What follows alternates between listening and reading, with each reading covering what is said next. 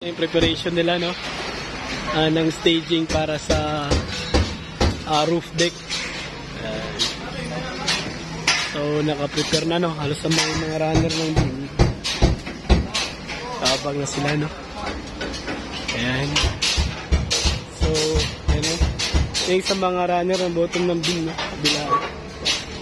So, tuloy-tuloy na muna. Ay, yung iba, nakakabit na ng beam.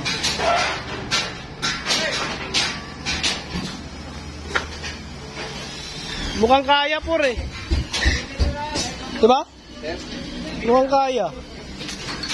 29, 21, 8 days. 8 days. 5 days nito, baka mapuno mo na ito eh. Plus din pala sila, no? Sa installation ng staging para sa roof deck. Yan, dito na, no? So phase 1 halos babuo na. So dito